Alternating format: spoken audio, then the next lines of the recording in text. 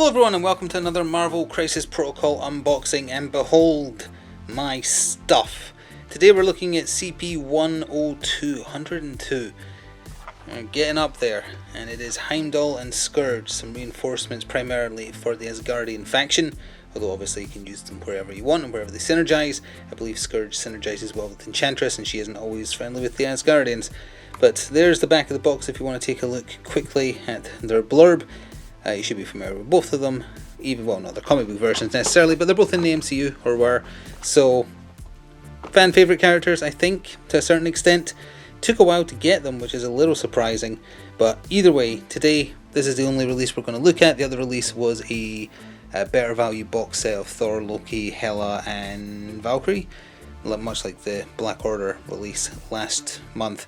So, let's get this cracked open. So, there we go. We have our cards, the new style of course, bit of plastic, and by plastic I mean cardboard, and of course we will not be having any assembly instructions because that would make too much sense. This is actually perfect though, because I did want to mention this because the cards were shown off officially quite a while back, as they have been doing.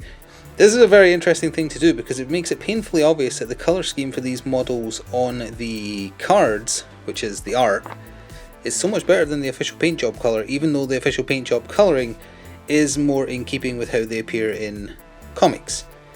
I feel like these are more kind of like the halfway line between the comics and the MCU, whereas these are pure comic. And I think these styles are just much more pleasing to the eye. Like, Skurge looks awful in the kind of, he looks like a He-Man villain in those colours. It's just terrible. I know he still has the pink axe even on this as well. Tone that down a bit, make his armour a little bit darker. It suits it so much better. So thank you for once for wasting my time with a pointless bit of paper that doesn't have assembly instructions, for at least providing a comparison for the two characters and their character card art. Let's see if we can gauge how bad the assembly is from a quick glance at the sprue here. So this is Heimdall. This is the Bifrost sections here, the multicoloured rainbow road. Doesn't look too bad actually, looks fine. Body into body, hand into wrist looks like the only pointless part. Two legs are separate, his sword of course has part of it on it.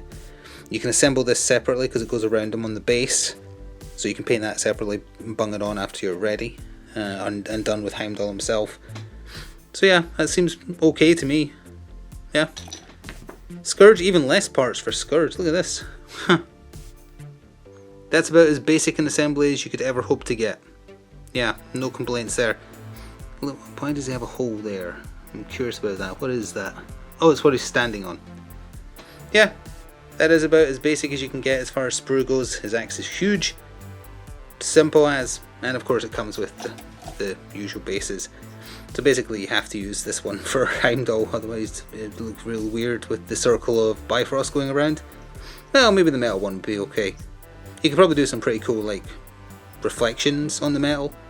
Either way, moving on to the cards once I get them out of the packet.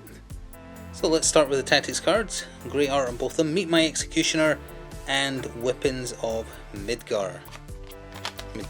Sorry. Been playing Final Fantasy VII Remake. Meet My Executioner, unaffiliated, reactive.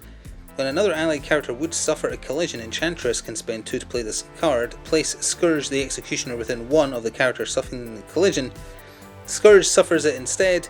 During the collision, if Skurge the Executioner would suffer damage, we reduce the amount suffered by 1. So you can draw him from, the main nice thing here is you can take him from anywhere. You don't have to keep him nearby Enchantress, she just calls him over by spending 2 power, so that's pretty neat. Weapons of Midgard. So it gives you Destroy, which is one of his set weapons, I believe. Beam 4, 5 dice physical. During Skurge the Executioner's activation he spends 2, and you can use the attack above. Simple as that. It's a little weak, 5 dice physical for a tactics card slot to be taken up by his beam, obviously, which is great, and beam physical attacks are rare. But being able to defend against physical attacks, unless you're going up against Convocation and they haven't played that one tactics card, I would say that is not worth a slot, unless you're just playing kind of like a fluffy list, of course. So let's start with Heimdall. If I remember rightly when these were shown off, I was a little underwhelmed by Heimdall, but I was quite impressed by Skurge. Let's see if the opinion has changed. First of all, pause and read if you would like to get your own view of it. 3 threat, 6 health, 3 defense, medium move, size 2 obviously. He's got your standard 5 dice physical, basic strike, range 2. Horfund, I might be pronouncing that wrong, apologies if I am. 3 power, range 2, 7 dice physical. If it deals damage, he can push the target away medium, no size limit, which is the important part. Guardian of the Bifrost, 3 power, choose another character or this character within 4, place them within 2. That's very expensive for a 2 range teleport. All-Seeing Eyes, when an ally character within 3 is attacking, defending or dodging, during the manipulate the dice step, you spend 2 to use this and you can reroll 2 of its own dice. Alternatively, when an allied character within 3 rolls for a crisis card or team tactic, what would you roll for? Oh, like that, Weapons of Midgard. This character may use the superpower, the allied character may reroll up to 2 of his own dice. Okay.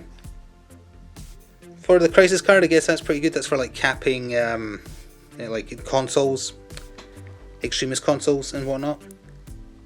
Or what's the other cap objective I'm forgetting? I'm blanking on it either way.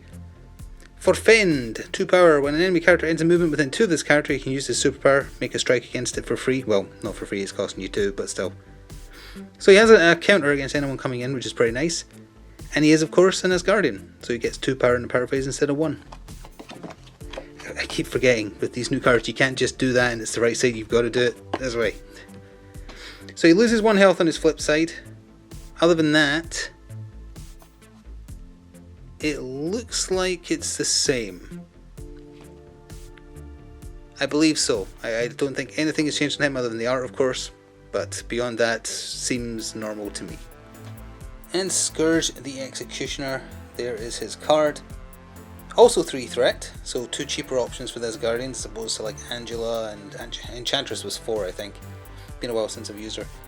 4 dice physical, defense, 3 dice energy defense, only 2 mystic, medium move, 6 health, size 2.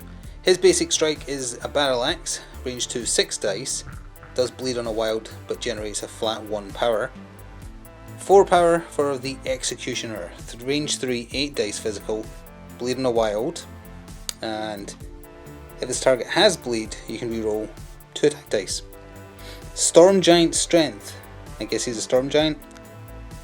3 power, choose an alternative terrain piece, size 3 or less within 2, throw it small. Only terrain, not characters, sadly.